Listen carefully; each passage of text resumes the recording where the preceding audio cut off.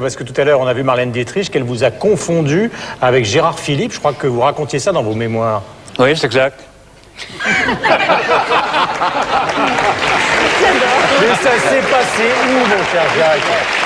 Racontez-nous tout. Eh bien, c'était un dîner chez un auteur, sans grand intérêt, qui s'était réfugié à Hollywood pour des raisons racistes et qui nous avait invités, qui avait invité quelques Français qui étaient là-bas à l'époque.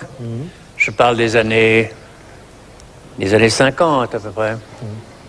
Et je me suis trouvé assis à côté de Marlène Dietrich dans un état d'admiration et je dirais de confusion, mais enfin j'étais gaga de bonheur d'être à côté de cette femme que j'avais depuis toujours admiré beaucoup.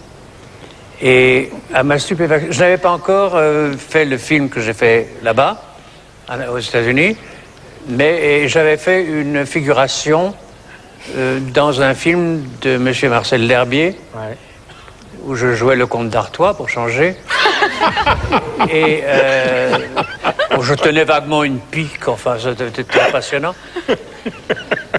Et alors elle vous dit... pendant le dîner, elle s'est tournée vers moi, et elle m'a dit, est-ce que ça vous ennuierait beaucoup qu'on fasse une projection de votre film, votre dernier film, dans mon studio privé?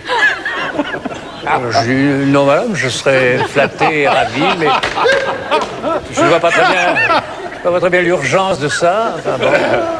Elle m'a dit, oh si, ce serait merveilleux. Et alors, je voudrais savoir aussi, enfin c'est un peu indiscret, mais comment vous êtes-vous entendu avec Micheline Prel? Alors je lui dis, mais malheureusement, Micheline Prel ne faisait pas partie de cette distribution. Et comment, vous n'êtes pas... Vous n'êtes pas Gérard Philippe? Non, madame. Et là... Et j'ai vraiment vu le moment où j'allais recevoir une tronche dans la gueule.